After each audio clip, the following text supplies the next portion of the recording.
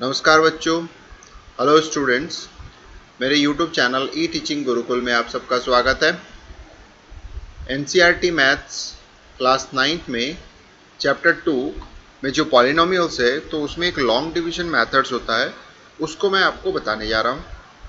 तो long division method कैसे काम होता है, किस तरह से काम करता है, तो मैं एक दो एग्जांपल से समझाने जा रहा हूँ। ये अदर देन एनसीईआरटी मैथ्स से दूसरा प्रॉब्लम्स है, मतलब एनसीईआरटी मैथ्स में ये नहीं दिया हुआ है, किसी और बुक में का है जिसको मैं यहाँ पर आपको बताऊंगा। तो इसको आप लास्ट तक देखिएगा तो जिससे आपको समझ में आ जाएगा क्वेश्चन। तो मैं पहला क्वेश्चन ट्राई कर रहा हूँ समझाने का, तो इसको आप ध्यान से देखोगे और मैं आपको मेथड बता रहा हूँ कि ये मेथड कैसे काम करता है, किस तरह से काम करता है। You can see that.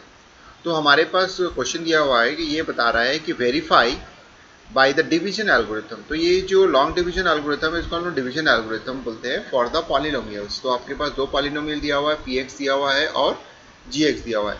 अगर पी एक्स पॉलिनोमियल की बात करते हैं तो हमको ये चेक करना है कि डिवीजन एल्गोरिथम से ये जो दो पॉलिनोमियल है ये क्या है। यानी हमको ये देखना है कि G X is divisible by this one और नॉट। यानी जी एक्स को अगर हम इससे डिवाइड करते हैं तो वो डिवाइड होता है कि नहीं, उसको वेरीफाई करना है बाय यूजिंग डिवीजन एल्गोरिथम।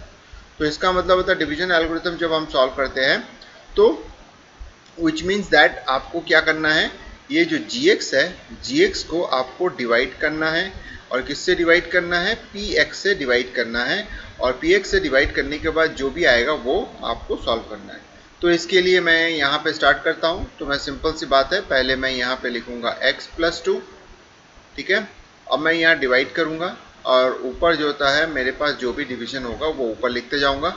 मेरा जो इक्वेशन है वो देख लीजिए, 2x⁴ है, उसके बाद -6x⁴ है, उसके बाद +2x² है और उसके बाद -x+2 है।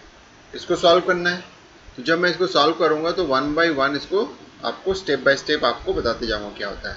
तो सबसे इंपॉर्टेंट चीज होता है, आप ध्यान देना है, सबसे शुरुआत हम लोग करते हैं। यानी सबसे पहला जो आपके पास जो टर्म्स दिया हुआ है ये वाला टर्म्स आपको देखना है। ये टर्म जो होता है 2x⁴ है। यानी 2x⁴ आपको एनी हाउ लाना है ताकि ये कैंसिल। क्या करना है हमको, ये जो टर्म्स यहाँ पे दिया हुआ है इसको वन बाय वन करके हमको कट करते हुए जाना है। कट मतलब इसको खत्म करते हुए जाना है, यानी रिड्यूस करते हुए जाना है। तो सबसे पहले 2x⁴ को हटाना है, उसके बाद x³ वाले टर्म्स को हटाना है, फिर x² वाले टर्म्स को हटाना है, फिर x के टर्म्स को हटाना है। फिर अगर कुछ बचता है तो कांस्टेंट को हटा सकते तो हटाएंगे, अदरवाइज अगर बच जाता है तो वो रिमाइंडर कहलाएगा।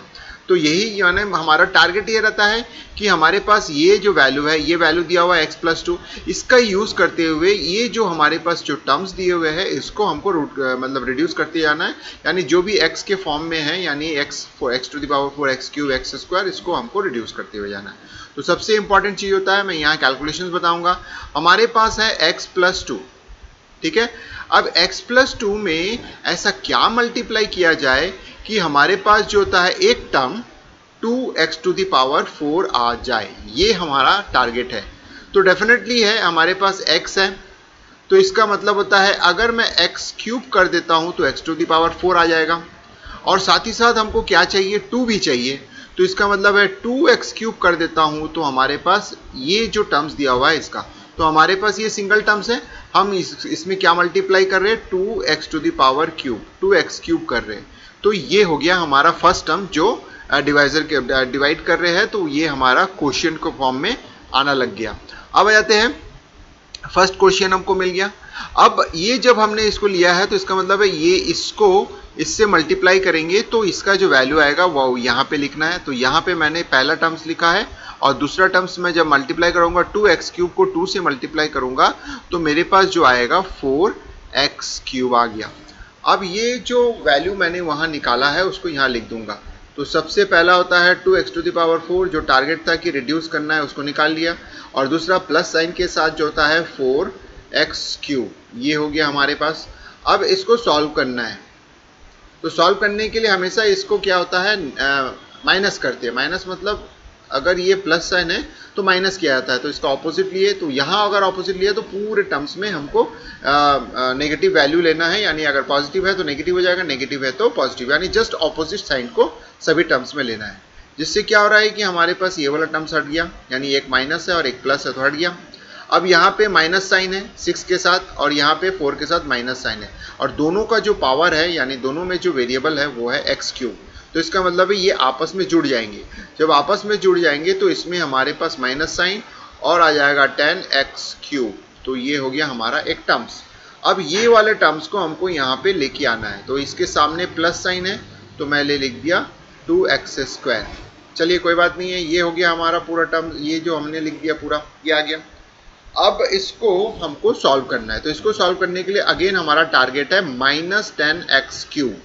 तो इसका मतलब होता है कि हमारे पास x + 2 है, इसमें हम क्या मल्टीप्लाई करें कि -10x क्यूब आ जाए। दूसरा क्या आएगा उसको बाद में लिखूंगा, लेकिन हमारा टारगेट है -10x क्यूब आना चाहिए।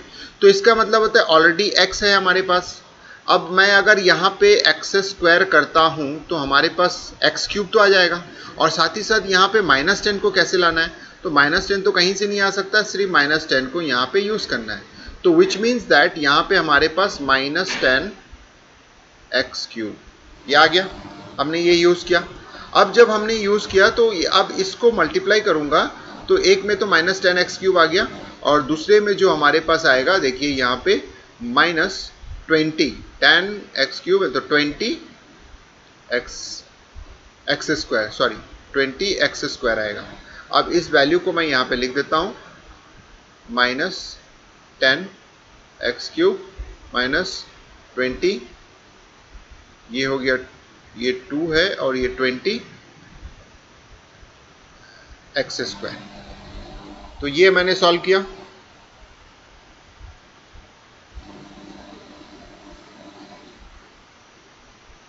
अब ये जब सॉल्व किया तो यहाँ पे ये लाइन खींच दिया। अब ये माइनस है, ऊपर भी माइनस है, तो इसका मतलब है जस्ट नेगेट करना है, यानी इसको प्लस कर देंगे, इसको प्लस जस्ट ऑपोजिट ले लेंगे ताकि ये कट हो सके। ये हो गया। अब ये होने के बाद आपके पास जो होता है 22x स्क्वायर आ गया। अब यहाँ से हम x को नीचे उतारेंगे तो -x आ गया, ऊपर से जो -x है उसको हमने लेके आ गया।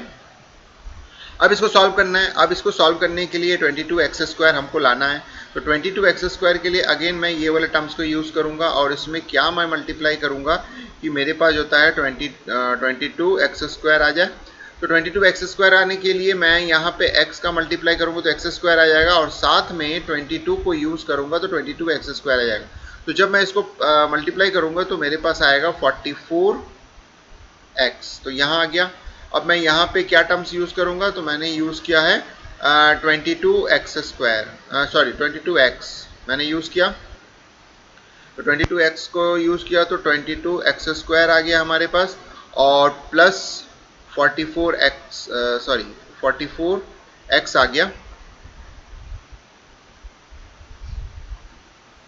और जब 44x आ गया तो इसका मतलब होता है कि मैं यहाँ पे प्लस साइन है, यहाँ पे माइनस करूँगा, यहाँ पे माइनस करूँगा, तो ये दोनों कट हो गया, और हमारे पास बचा है यहाँ माइनस, यहाँ -44, तो यानी -45x आ गया। अब ऊपर से जो 2 है, इस 2 को मैं नीचे लेके आऊँगा, और नीचे लेके आने के बाद यहाँ पे +2 कर दिया। अब हमारे पास एक ही टारगेट बचा हुआ है, -45x को हटाना है।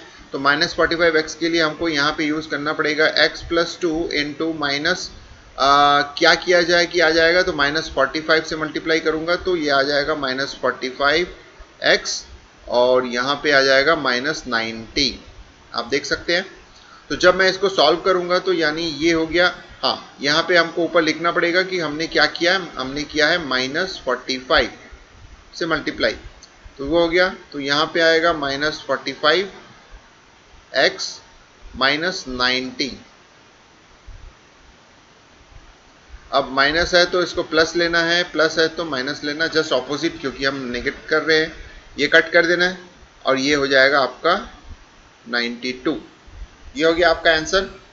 तो इस तरह से मैंने आपको बताया कि लॉन्ग डिवीजन मेथड्स में अगर आप सॉल्व करते हैं तो सॉल्व करने के बाद वेरीफाई करना है, यानी आपके पास जो रिमाइंडर है, दिस इज योर रिमाइंडर, यानी ये आपका रिमाइंडर आया है 92। तो यानी ये हमने देखा कि ये इससे डिविजिबल नहीं है, तो वेरीफाई हो गया कि it's not an factor of simple. अगर हम बात करते हैं, it's not the factor of px, px का ये फैक्टराइजेशन का नहीं है। अब आते हैं नेक्स्ट क्वेश्चन। इसमें ये सेकंड क्वेश्चन है जिसमें आपको ये बोल रहा है कि this is the factor of और नॉट। तो इसके लिए हम सिंपल सा स्टार्ट करते हैं, सीधा सीधा हम लोग स्टार्ट करेंगे x माइनस वन। अगर हम डिवीजन मेथड यूज कर रहे हैं तो x माइनस वन डिवाइड करेंगे, और डिवाइड किसको करेंगे, यानी एक्स क्यूब, ऊपर जो दिया हुआ है ये x3 नहीं है, ये एक्स क्यूब है, एक्स स्क्वायर है, मैं यहाँ लिख दे रहा हूँ, रीराइट कर रहा हूँ, 6x square plus 9x plus 3। Correction कर लेंगे आप लोग। जब मैं इसको सॉल्व करूंगा तो सेम एस, मुझे सब कुछ लेके सेम एस चलना है, कोई कंफ्यूजन नहीं है। हमारे पास आप देख सकते हैं कि ये हमारे पास सिंपल सी बात है, ये हमारे पास x माइनस वन है, तो इसमें मैं क्या मल्टीप्लाई करूंगा कि मुझे एक टर्म एक्स क्यूब मिल जाए, क्योंकि पहला टर्म एक्स क्यूब है, एक्स क्यूब मिल जाए तो सिंपल सी बात है एक्स स्क्वायर मैं यहाँ यूज़ करता हूँ तो एक्स क्यूब मिल जाएगा और दूसरा एक्स स्क्वायर आएगा। तो इसका मतलब होता है कि मैं सिंपल सा यहाँ पे मैंने क्या मल्टीप्लाई किया, एक्स स्क्वायर, तो मुझे मिला है एक्स क्यूब और दूसरा मिला है एक्स स्क्वायर। अब इसको माइनस करना है तो ये प्लस साइन है, इसको माइनस करना है तो माइनस है, तो ये प्लस हो जाएगा, तो ये कैंसिल हो जाएगा, और इन दोनों में से एक माइनस 6x स्क्वायर और प्लस एक्स स्क्वायर, तो इसका मतलब होता है माइनस 5x स्क्वायर आ गया हमारे पास। अब ये जो टर्म्स है 9x, इसको मैंने नीचे ला लिया, अब हमारे पास ये आ गया। अब अगेन हमारे पास चलना है कि x माइनस वन है, इसमें क्या मल्टीप्लाई करूंगा कि माइनस 5x स्क्वायर हमको मिल जाए। तो माइनस 5x स्क्वायर के लिए हम तो पहले तो x मल्टीप्लाई करूंगा तो x स्क्वायर मिल जाएगा, और साथ में माइनस 5 मल्टीप्लाई करूंगा तो माइनस 5x स्क्वायर। तो यानी इसको जब मैं पूरे में मल्टीप्लाई करूंगा तो पहले में तो माइनस 5x स्क्वायर आएगा, ये माइनस साइन है, माइनस वन इंटू माइनस 5, इन दोनों को प्लस करने से, मतलब माइनस माइनस को मल्टीप्लाई करने से प्लस हो गया, प्लस 5x। तो इसका मतलब होता है कि मैं यहाँ पे minus x square plus 5x, जब मैं इसको सॉल्व करूंगा तो माइनस का प्लस, प्लस का माइनस, ये हो गया हमारा कैंसिल, ये हो गया हमारा 4x। तो इस तरह से आपने देखा कि 9x माइनस 5x को किया तो 4x बचा। 4x के बाद मैं यहाँ से ऊपर से लेके आ जाता हूँ 3 को लेके आने के बाद अगेन मैं यहाँ पे फिर चेक करूँगा कि इसमें क्या मल्टीप्लाई करूँ कि मुझे 4x मिल जाए। तो 4x मिल जाए तो इसका मतलब होता है कि 4 का अगर मैं मल्टीप्लिकेशन करता हूँ तो 4x मिल जाएगा। सॉरी, यहाँ पे मैंने ये वाला लिखना भूल गया था, मैंने यहाँ पे इससे पहले जो मल्टीप्लाई किया था माइनस 5x, अब उसके बाद मैंने मल्टीप्लाई किया 4, प्लस 4 को मल्टीप्लाई किया तो ये आ गया।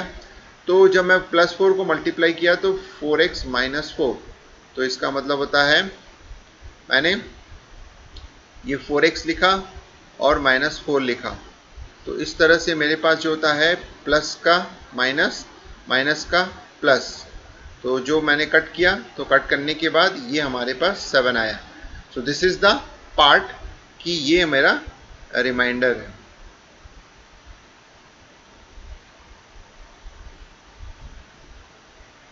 तो फाइंड द रिमाइंडर, तो हमारा रिमाइंडर क्या आया 7। तो ये हमारा एक लॉन्ग मेथड है जिसका हम यूज करते हैं। इसका एक शॉर्ट मेथड आपको बता रहा हूँ वेरीफाई करने के लिए आपका रिमाइंडर आया है कि नहीं। तो सिंपल सी बात है, क्योंकि हमारे पास जो gx दिया हुआ है आप देख सकते हैं gx is equal to x minus one, अगर ये उसका डिविजिबल है तो इसका मतलब होता है कि x minus one is equal to 0 लेके चलेंगे, और इसका मतलब होता है x इज इक्वल टू 1। तो मतलब ये हुआ कि अगर मैं put x equals to 1 in px, जो हमारे पास px पॉलिनोमियल है उसमें रखता हूं तो क्या होगा। तो सिंपल सी बात है, x इज इक्वल टू 1 को रख रहा हूं तो p1 हो गया। अब x की वैल्यू देखिए, ऊपर जो हमारा फंक्शन है यानी x क्यूब है, यानी हम यहाँ पे रखेंगे 1 क्यूब, ठीक है। और उसके बाद दूसरा जो होता है माइनस 6 इंटू 1 स्क्वायर और प्लस 9x था तो 9 इंटू 1 प्लस 3।